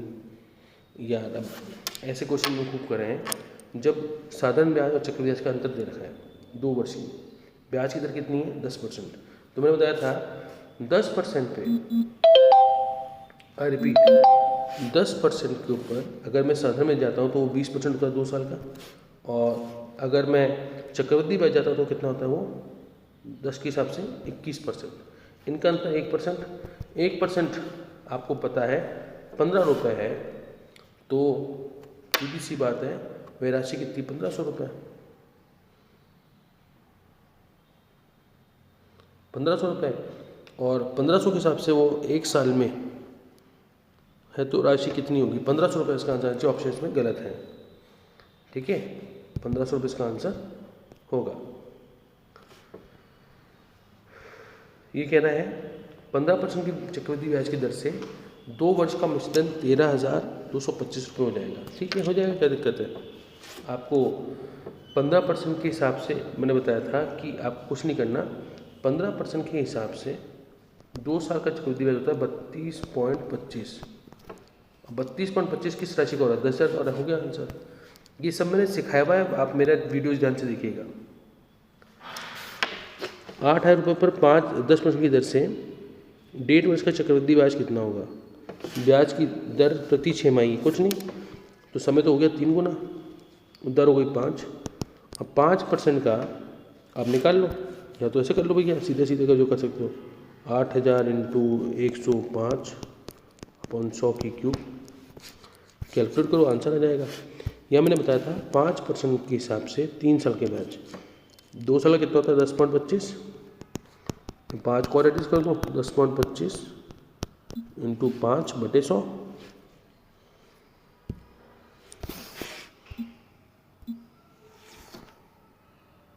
भाई सीधी सी बात है, कितना हो गया 10.25 प्लस 5, 10.25 इंटू 5/100, तो ये ओवरऑल ब्याज आ जाएगा। और देख लेना 8,000 का ओवरऑल ब्याज जो भी आ रहा है, तो परसेंट निकाल के लगभग आंसर 1261 रुपये आना चाहिए, ठीक है ना। तो ये चलते हैं आगे। नेक्स्ट है, किसी धन का साधारण ब्याज उस धन का 4/25 भाग हो, यदि ब्याज की दर और समय समान हो तो ब्याज की दर क्या होगी। कुछ नहीं, बहुत सिंपल, ये मैंने बताया था, ऐसा ही वो है 4/25, ठीक है। और प्रिंसिपल वर्षों की संख्या बराबर है तो कुछ नहीं, लेट इट बी, उसको करें। तो मैंने फॉर्मूला बताया था आर और टी वाले केस में जब बराबर होती है √n/100 कर दो यार, वो 4/25 का √ ले लो, ठीक है, इंटू 100, सिंप्लीफाई करो, आंसर आ जाएगा। 4 का 4 5 और ये 10, तो ये 8 हो गया। ये तो आपको याद नहीं है, फॉर्मूले मैंने बताए थे। संख्या तो भी ऐसा ही क्या है, 4/25 ऑफ x, मतलब प्रिंसिपल x है, टाइम है y, रेट है y, बस फॉर्मूले में रख दो, भाई 4/25 x into y upon 100, x cancel, y square into 100, क्या बना 4/25 इंटू 100, उसका रूट लेना है, इसका 2 आएगा, इसका 5 आएगा, इसका 10 आएगा, कट गया तो आ गया 4% आंसर। सीमा और रीना की औसत आयु 28 वर्ष है। यदि रेखा की आयु को भी शामिल कर लिया जाए तो तीनों की औसत आयु 26 वर्ष रह जाती है। अच्छा, तो एक मिनट, सीमा और रीना का टोटल कितना हो गया भैया, कॉमन सेंस लगाओ। सीमा और रीना का टोटल क्या, 26, 28 दूनी 56। सीमा और रीना का औसत कितना है, 256। यदि रेखा भी कर लें तो हो जाती है वो टोटल आयु औसत 26, तो 26 इंटू 3, 26 3 कितना हो गया 78। अब इनका अंतर कितना है 22 साल। ये रेखा की आयु खत्म। ABCD 6 क्रमांकगत संख्याएं हैं तो उनका औसत क्या होगा, कुछ नहीं, विषम संख्याएं हैं। तो आपको पता है कि विषम संख्याओं का बहुत सिंपल फंडा होता है, A, दूसरा क्या होगा B मतलब A+2, A+4 and so on. इनको सबको जोड़ेंगे तो A+A+2 4 ये 10 तक जाएगा अपन 2 भाई, A+2 A+4 A+6 A+8 A+10 जोड़ा तो A+5 बटन 2 पता A+5 यानी ऑप्शन नंबर B होगा इसका आंसर। सिंपल क्वेश्चन है, बहुत बड़ा नहीं है। चलिए 102वां क्वेश्चन देखते हैं। एक कक्षा में लड़कों की आयु का औसत लड़कियों की संख्या का दुगना है। ठीक है साहब, ठीक है, लड़कों की आयु का औसत लड़कियों की संख्या का दुगना है। कक्षा में 36 विद्यार्थी हैं, इसमें लड़की और लड़कियों का अनुपात दे रखा है, तो लड़कों की आयु का योग कितना होगा। ठीक है साहब, पहले तो एक काम करते हैं, सबसे पहले हम लड़कियों की संख्या निकालते हैं। लड़कियों की संख्या कितनी हो गई, 1/6 इंटू 36, दैट इज वॉट, 6 लड़कियां हैं। तो लड़कियों की आयु का औसत लड़कियों की आयु से दुगना था, संख्या का दुगना था। तो अगर ये 6 लड़कियां हैं तो लड़कों की औसत आयु का औसत कितना होगा, 12। भाई सीधी सी तो 12 हो जाएगा ना, 6 का दुगना 12। और लड़के कितने वहाँ पे 30 इंटू 12 360, ऑप्शन नंबर बी। चलिए आगे बढ़ते हैं। एक 16 परीक्षार्थी का औसत लिया जिसमें से औसत अंक 60 है। बाद में पाया गया एक प्रतिशत के 87 के बदले में 55 और दूसरे प्रतिशत के 43 के बदले में 59 लिख दिया गया है, तो सही औसत कितना है। तो मैंने बताया था पुराना औसत सही कौन कौन से हैं, 87 सही था, उसके मैंने 55 लिख दिया, प्लस 43 माइनस जो गलत है 55 प्लस 59 अपॉन 16। सिंप्लीफाई करते हैं, कितना हो गया ये 130, तो ये हो गए, और ये 55 और ये कितने हो गए, तो टोटल जो भी आएगा डिवाइडेड बाई 6, तो 61 आंसर हो गया इसका। Answer will be 61। अब रीजनिंग देखते हैं। 104 प्रसाधनों का उपयोग जोखिम भरा है। निष्कर्ष, प्रसाधन के सहवर्ती प्रभाव होते हैं, मतलब कि एक्स्ट्रा कुछ अलग प्रभाव भी होते हैं, एक्स्ट्रा प्रभाव भी होते हैं। प्रसाधन महंगे नहीं होते, केवल एक निष्कर्ष सही है, दूसरा सही है, दोनों सही हैं, दोनों नहीं गलत हैं। तो यहाँ पे जोखिम भरा है मतलब कि प्रसाधन के सहवर्ती मतलब कि कुछ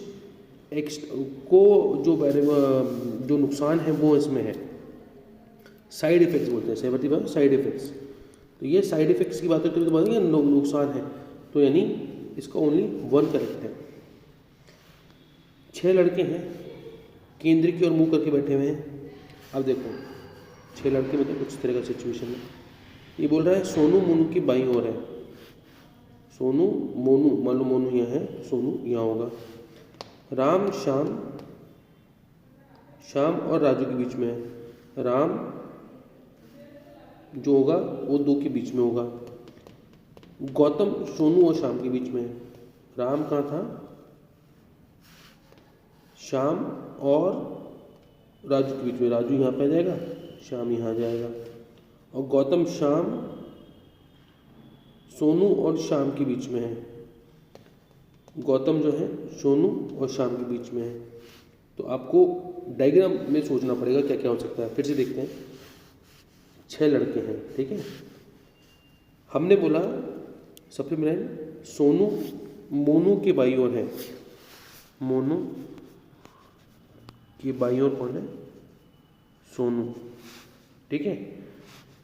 फिर अगले लाइन बोल रहा है राम जो है श्याम और राजू के बीच में है। मान लेते हैं राम जो है श्याम और राजू के बीच में। यहाँ पे राजू नहीं हो सकता, राजू राम और श्याम यहाँ जाए, ठीक है। एक ही हो सकता है कि राम यहाँ पे श्याम और राजू यहाँ जाए। पर अगली लाइन का बात बोल रहा है गौतम सोनू और श्याम के बीच में है। तो गौतम यहाँ पे सोनू और श्याम के बीच में, तो श्याम यहाँ पे आएगा। और राम जो था श्याम और राजू की, राजू यहाँ आएगा। तो यहाँ पे कौन हो गया? राम। बन गए सारे। कौन कहाँ बैठा हुआ है? अब बताओ राजू के बाईं ओर कौन है? राजू के बाईं ओर कौन है? राजू के बाईं ओर कौन है? तो राजू का बायां कौन सा भैया? ये। राजू के बाईं ओर कौन है? Monu. Option A is correct. Option A is correct. तो ये सेटिंग मैंने बहुत डीप में सिखाया है, वो देख लीजिएगा। नीरज अपने घर से साइकिल से दक्षिण दिशा में 4 किलोमीटर चलता है। दक्षिण दिशा में 4 किलोमीटर चला, फिर बाईं ओर मुड़कर, बाएं मतलब लेफ्ट साइड, बाईं ओर मुड़कर, बायां कौन ये होगा इसका? बाईं ओर मुड़कर 2 किलोमीटर चलता है। फिर पुनः दाईं ओर मुड़ता है। दायां मतलब राइट, राइट मतलब देखो मैंने आपको बताया था कि सबसे दक्षिण दिशा में चला, फिर एंटी क्लॉक और क्लॉक ध्यान रखना। बाईं ओर मुड़ के 2 किलोमीटर चला, फिर दाईं ओर मुड़ा, फिर 4 किलोमीटर चला। अभी वह किस दिशा में चल रहा है? तो बाय डिफॉल्ट वो दक्षिण दिशा में चल रहा है। अभी बोल रहा है ए और बी की वर्तमान आयु का वेग नहीं योग है, उनकी आयु के अंतर का 7 गुना है। मतलब x प्लस वाई है तो 7 गुना अंतर है, 7 गुना है। 5 वर्ष बाद, तो दोनों की 5 वर्ष बाद, यानी उनकी आयु के बीच का अंतर 9 गुना हो जाएगा। आफ्टर 5 ईयर्स, 5 साल बाद तो ये 10 साल हो जाएगा, और ये यहाँ पे 7 एक्स बनेगा प्लस 10, ये होगा ना। इसको सिंप्लीफाई कर लीजिएगा, एक्स और वाई की वैल्यू निकाल लीजिएगा। जब सिंप्लीफाई करेंगे एक्स और वाई की वैल्यू आएगी तो ये आपको वर्तमान में मिल जाएगी। तो उसका आंसर होगा 15 और 10, तो बड़े की आयु कितनी हो जाएगी? 20 वर्ष, ठीक है। अगला करते हैं 110, 235, 451, 754। अब देखो क्या हो रहा है, ये इसका दुगना में 15 जोड़ रहा है, फिर 235 का दुगना। अब ये एक सीरीज चल रही है तो इनका अंतर देखने कितना आ रहा है। 110 और 135 का 110 और इसका अंतर कितना है? बाय डिफ़ॉल्ट ये अंतर है 125 का। ये अंतर देखें तो ये हो गया 6 और ये 116 का। ये देखें तो 3, इनका पता नहीं चल रहा, अंतर से आपको क्लैरिटी नहीं आ रही। तो अब देखो कि अंतर की अगर देखें तो ये 125 है, ये फिर 216 है, फिर ये 343 है। तो ये क्यूब में चल रहा है कुछ, 125, 5 का क्यूब है, 6 का क्यूब है, 7 का क्यूब है, 8 का क्यूब आना चाहिए। 8 का क्यूब 512, तो 794 512 जोड़ दो तो आंसर कितना आएगा भैया? 1606 आएगा इसका आंसर। श्रृंखला पूरी करनी है, एम एन एन एम क्या आना चाहिए? 1 मिनट। एम से एन आया -1, सॉरी +1, ये 0, फिर ये +1, तो ऑब्वियसली 0 आना चाहिए भाई। एम से एन 1 बढ़ गया, फिर एन से एन 0 बढ़ा, एन से एम -1 +1 0 -1 -2 आना चाहिए। ठीक है। एम से -2 तो आपके एल होता है, ये तो हो रहा है। एक मिनट, कॉमन सेंस, एम से एन प्लस एक बढ़ गया, ये 0 बढ़ गया, फिर ये -1 हो गया, तो +1 0 -1। अब अगर सीरीज़ की तरह देखूँ तो ये -2 होना चाहिए, तो ये ऑप्शन है, या फिर ये प्लस बढ़ना चाहिए। तो -2 के हिसाब से जाते हैं तो ऑप्शन आता है एल के, ये भी नहीं हो रहा। तो आप देखो, अगर मैं बढ़ने के हिसाब से देखूँ, एक माइनस फिर एक प्लस, ये भी पॉसिबल है। या फिर एक ये सीरीज ऐसी बन सकती है कि ये कुछ सब्सिक्वेंट सीरीज़ है, एक एम से एन जो इंक्रीज़ हुआ है एक, तो ये, या फिर एन से एक माइनस, तो ये एक जो कहते हैं क्रॉस सीरीज भी हो सकती है। तो इसका आंसर होगा ओ। ऐसा करना ढूंढना है, PRT MOQGEC, पी और आर के बीच में अंतर है 2, फिर 2 चल रहा है, एम से ओ 2, ओ से क्यू 2, जी से ई माइनस में हो रहा है, TUX ये भी 2। सबसे अलग इन तीनों में बढ़ते हुए 2 का अंतर है, इसमें घटते हुए 2 का अंतर है, तो GC सबसे अलग हो गया। यदि दिलबर को लिखा गया ये D से E बड़ा 1, I से G बड़ा -2, L से O बड़ा +3, ओके, यानी +1 -2 -2 फिर +3, B से -4 4 +5 -6, ओके। ये ऐसी चीज़ बढ़ रही घट रही है, उसके अकॉर्डिंग आप इसको निकाल लो। कांचू को क्या लिखेंगे, +1 -2 के हिसाब से, +1 के हिसाब से जाए K+1, तो K+1 L समय चल रहा है, फिर -2 A -2 Y समय चल रहा है, फिर N+3 3 मतलब कि 14 और 3 Q, तो Q चल रहा है समय पर, इसमें नहीं चलता, ये ऑप्शन कैंसिल हो गया, हटा दो उसको, तो परमानेंट ही। C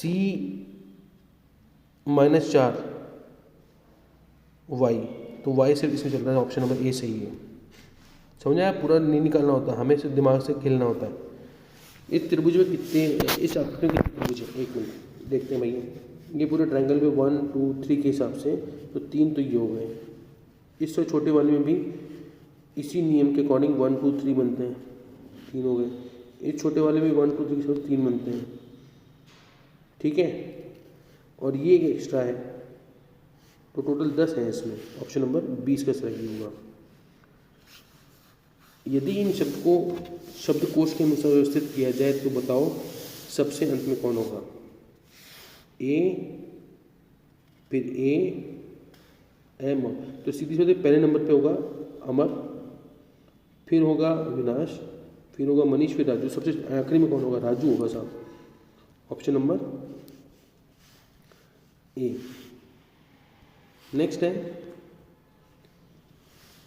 निम्न में से कौन से आपके प्रेजेंटेशन में प्रतिलिपि को मैनेज करते हैं या प्रतिलिपि उपलब्ध कराता है। तो दोस्तों, अगर प्रतिलिपि की बात की जाए प्रेजेंटेशन में, तो इस ऑप्शंस हैं outlines, speaker note, audience handout या उपयुक्त सभी।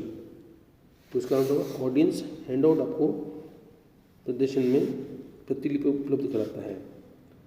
नेटवर्क कंडीशन घटित होता है जब सिस्टम टर्मिनल होता है, जब दो नोड के बीच कनेक्शन टर्मिनेट होता है, ट्रैफिक यात्रा में ओवरलोडिंग स्थिति होती है, या इनमें से कोई नहीं। तो नेटवर्क कंडीशन घटित होता है, नेटवर्क कंडीशन कब होता है, जब बाय डिफॉल्ट ट्रैफिक में ओवरलोडिंग की स्थिति होती है। ओवरलोडिंग मतलब कि ज़्यादा उसमें प्रेशर आ गया है। एक पिक्सल होता है, एक कंप्यूटर प्रोग्राम जो तस्वीर बनाता है, द्वितीयक स्मृति का सहायक तस्वीर में का सबसे छोटा ढूंढने वाला भाग, ये ऑप्शन डी। तो तस्वीर का जो सबसे छोटा भाग जो होता है, बिल्कुल जो पूरी पिक्चर को बहुत सारे छोटे छोटे पिक्सल में डिवाइड होती है, ठीक है, वो सबसे छोटा भाग को हम पिक्सल कहते हैं। एक बिट बराबर होता है 1 कितने बिट एक बाइट में होते हैं? तो ये आपको याद होना चाहिए, एक बाइट में कुल 32 बिट होते हैं। कितने होते हैं दोस्तों? 117 में बी। स्क्रीन पर ब्लिंक होने वाला प्रतीक यह दर्शाता है कि अगला कैरेक्टर कहाँ दिखेगा, उसे क्या कहते हैं? स्क्रीन पर ब्लिंक होने वाला प्रतीक जो यह दर्शाता है कि अगला कैरेक्टर कहाँ दिखेगा, उसे कहते हैं। ऑप्शन है डिलीट का, एरो का, कर्सर का या रिटर्न की। तो 118 का जवाब होगा ऑप्शन नंबर सी। इसको क्या बोलते हैं? कर्सर की बोलते हैं। क्या बोलते हैं? कर्सर की। डेस्कटॉप पर तारीख और समय किस पर होते हैं? माई कंप्यूटर में, रिसाइकिल बिन में, टास्क बार में या इनमें से कोई नहीं। तो दोस्तों डेस्कटॉप पर आपको जो तारीख और समय दिखाते हैं वो टास्क बार में दिखाई देते हैं। नेक्स्ट है, किसी रिकॉर्ड का विशिष्ट फील्ड जो प्रत्येक रिकॉर्ड को यूनिकली आइडेंटिफाई करता है उसे कहते हैं। प्रत्येक रिकॉर्ड को जो यूनिकली आइडेंटिफाई करता है उसे हम कहते हैं की field, order field, primary field या इनमें से कोई नहीं। तो उसे बोलते हैं प्राइमरी फील्ड। नहीं हो तो कंप्यूटर बूट नहीं कर सकता। क्या? कंपाइलर, लोडर, ऑपरेटिंग सिस्टम और इनमें से कोई नहीं। तो दोस्तों अगर कंप्यूटर में नहीं होगा आपका ऑपरेटिंग सिस्टम तो कंप्यूटर लोड नहीं करेगा। ये ऑप्शन नंबर ऑप्शन है सी। सॉफ्टवेयर के डैश में कमांडो और ऑप्शनों की सूचियां होती हैं। ऑप्शन है टाइटल बार में, टूल बार में, मेन्यू बार में या इनमें से कोई नहीं। तो दोस्तों मेन्यू बार में आपके कमांड और ऑप्शनों की सूचियां होती हैं। एक कॉलम का टेक्स्ट सामान्यतः किस तरह अलाइन होता है? जस्टिफाइड, राइट, सेंटर या लेफ्ट। तो जब आप किसी कॉलम में टेक्स्ट अरेंज करते हो वो जस्टिफाइड वे में अरेंज होता है। बाद में आप इसको राइट, लेफ्ट या सेंटर में अरेंज कर सकते हो। चलिए 124 का क्वेश्चन देखते हैं। टेक्स्ट को बनाने को डैश बनाने के लिए बी पर क्लिक करते हैं। इटैलिक्स, अंडरलाइन, बोल्ड और कोई नहीं। तो टेक्स्ट को अगर मुझे बोल्ड करना है तो हम कंट्रोल बी करते हैं। तो इसका आंसर होगा बोल्ड। एक्सेल के किस विकल्प में चार्ट क्रिएट किया जाता है? Chart wizard, bar chart, Y chart और इनमें से कोई नहीं। तो दोस्तों एक्सेल में जो चार्ट विजार्ड होता है वहाँ से हम अपने चार्ट क्रिएट करते हैं। पोर्ट्रेट और लैंडस्केप है स्लाइड, अभिमुखीकरण, क्लिप आर्ट, वर्ड आर्ट या एनिमेशन योजना। पोर्ट्रेट और लैंडस्केप के ऑप्शन किसमें आपको दिखाई देते हैं? तो दोस्तों ये एक स्लाइड का अभिमुखीकरण, मतलब स्लाइड किस तरह दिखेगी उसके बारे में डिस्कशन होता है। टिपिकल नेटवर्क में सबसे महत्वपूर्ण और शक्तिशाली कंप्यूटर कौन सा है? Desktop, network client, network server और नेटवर्क स्टेशन। तो टिपिकल नेटवर्क में अगर सबसे शक्तिशाली कंप्यूटर की बात की जाए तो होता है नेटवर्क सर्वर। एक ऐसी विशेष संख्या जो इंटरनेट को पता होती है। आईपी एड्रेस, यूआरएल, वेब और एचटीएमएल। तो दोस्तों एक विशेष संख्या जो आपकी सभी कंप्यूटर होती है वो होती है आईपी एड्रेस।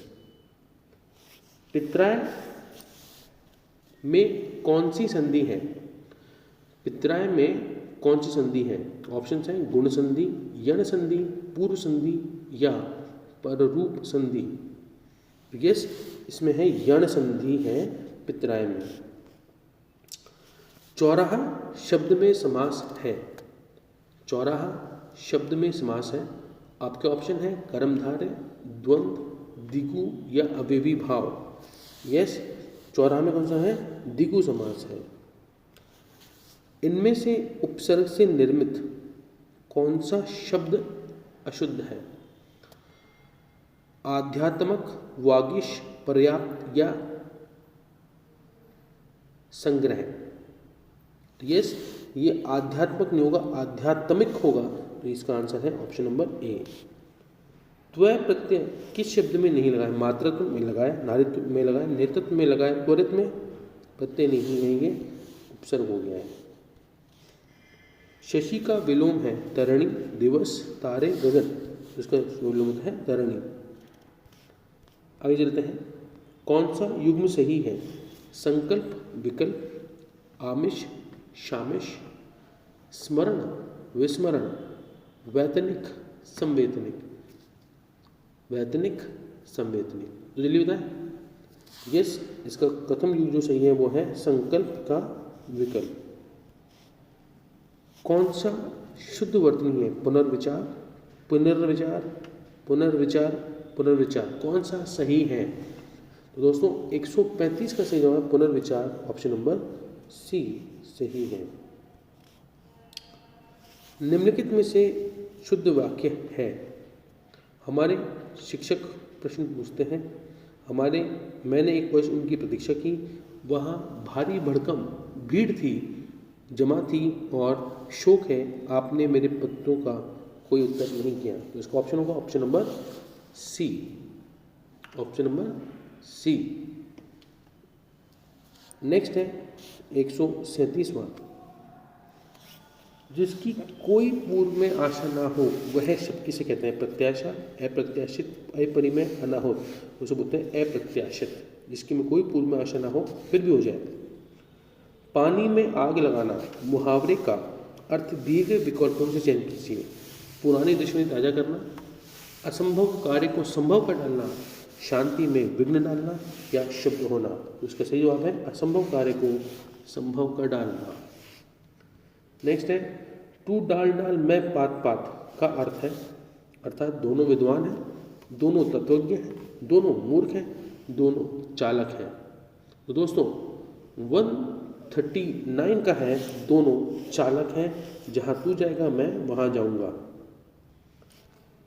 सेमिनार शब्द का सही अर्थ है, ऑप्शंस हैं संगोष्ठी, बैठक, समारोह, सम्मेलन। तो सेमिनार को हम हिंदी में बोलते हैं संगोष्ठी, जहाँ विद्वान अपने आचार विचार व्यक्त करते हैं। अब मैं इंग्लिश की पैराग्राफ की बात करता हूँ, ध्यान से सुनिएगा।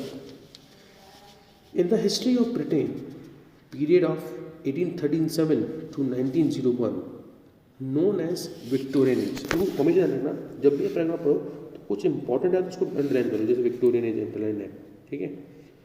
The period saw the long and prosperous reign of Queen Victoria in England. Charles Dickens was the most popular novelist in this period. He became famous for the depiction of the life of working class, intricate plots and sense of humor.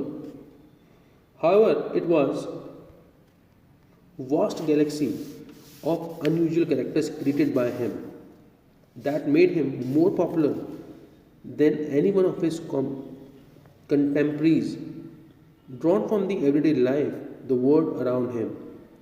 These characters were such that readers could relate with them. Beginning with the Pickwick paper in 1836, Dickens wrote numerous novels, each uniquely filled with the believable personalities and vivid physical descriptions. अब इस paragraph से संबंधित कुछ question है, जैसे the period of 1837-1901 known as the dark age, Elizabethan stage, six Persian और the Victorian. तो आपको याद रखो, हमने अंडरलाइन में कहते हैं विक्टोरियन स्टेज है। The word popular in the passage, popular का यहाँ पे इस पैसेज में जो वर्ड इस्तेमाल हुआ है, जैसे हमने कहा कि how it was Galaxy main popular, more popular. तो ये मोर पॉपुलर का जो अगर इसका संदर्भ देखेंगे तो यहाँ पर मोर पॉपुलर का मतलब है सक्सेसफुल टू दी कॉम्पिटिटर, यानी option number A. Dickens become famous for depicting the life of working class, intricate plot of the life, working class, intricate sense of humor, business class, intricate plots and sense of humor, working class, dual plot and sense of humor। क्यों वो successful हुए? तो दोस्तों हमने paragraph में पढ़ा था कि इनके सक्सेसफुल होने के पीछे जो लॉजिक है वो तो working class, great plots and the sense of humour, इस कारण से ये सक्सेसफुल हुए। डिकेंस कैरेक्टर्स वर ड्रॉन, कैसे थे वो royal family, everyday lifes the world beyond him, everyday lifes the world around him और अनबिलीवेबल पर्सनालिटी। तो उनकी जो कैरेक्टरिस्टिक्स हैं, उनकी कैरेक्टरिस्टिक्स की अगर बात की जाए एज पर दी पैराग्राफ, वो एवरीडे लाइफ और वर्ल्ड अराउंड हिम मूवमेंट में मूव करते थे। नेक्स्ट, आपको find out the which part of the statement has an error. If there is no mistake, go for the no error. Each of the girls are clever. इसमें से कौन सा portion गलत है? Each of the girls are clever. Each of the girls are cleverer और no error. तो दोस्तों, अगर मैं इस पोर्शन में बात करूं, जो गलती है वो है each of the girls are. Each of the girls are नहीं आएगा इसमें, are इसमें गलत है, तो 145 का आंसर होगा option number B. Each of the girls cleverer, only that's it. Teacher were instructed to follow an uniform method of evaluation. Teacher को इंस्ट्रक्ट किया गया कि वो एक यूनिफॉर्म मेथड ऑफ एवेल्यूशन को फॉलो करें। अब इसमें गलती क्या है? Teachers were instructed to follow a uniform method, C of evaluation, D no error। तो दोस्तों अगर इसकी बात की जाए तो यहाँ जो गलती है वो है to follow an uniform method, to follow an uniform method, यानी option number B, option number B. चलिए नेक्स्ट है, given a synonym of amicable. Amicable का सिनोनिम क्या होगा? Options are friendly, options are B is happy, C is perfect and D is joyous. तो amicable का जो synonym है, amicable का सिनोनिम है, इसका मतलब है फ्रेंडली। जो लोग खुशनुमा व्यवहार रखते हैं, फ्रेंडली नेचर रखते हैं। जैसे given the antonyms of controversial, controversial का एंटोनिम क्या है? ऑप्शन है indisputable, restrained, controlled and appearing. तो यस, आंसर इज 148 का इनडिस्पेक्टेबल इसका होगा। Next, one or alternatives are given in the sentence, idioms and phrases है। Italicized in the sentence, choose the alternative best experience meaning of the idioms and phrases. अब जैसे first है feather on a cap, rewarding, an exciting moment, an achievement, and joy for my parents। तो feather on a cap का meaning होता है an achievement। जैसे Virat Kohli win the IPL 2020, it is another feather on his cap। तो ये एक तरीका होगा कि एक अचीवमेंट होता है, उसको हम फेदर ऑन अ कैप के रूप में बोलते हैं। A chip of old block, a chip of old block का मीनिंग होता है, इसके ऑप्शंस हैं being of the old generation, being experience old man, being a common boy of the locality, some similar characters to one's father. The correct option is a chip of an old block, an experience old man. Mahatma Gandhi was a chip of an old block, due to the experience that he won fight against the Europeans. So chip of an old block means an experienced old man। okay, तो ये रहा हमारा 150 question का पूरा paper. I hope कि आपको बहुत मज़ा आएगा, बहुत इन्जॉय होगा, और बहुत जल्दी मैं कुछ ऐसा भी आपके लिए लाने वाला हूँ जिसकी बेसिस पे आप बहुत इन्जॉय करेंगे। चलिए अभी के लिए इतना काफ़ी है, धन्यवाद, थैंक यू सो मच। और प्लीज़ कमेंट बॉक्स में अपने एक्सपीरियंस को जरूर बताइएगा कि आपको ये कैसा लगा। धन्यवाद।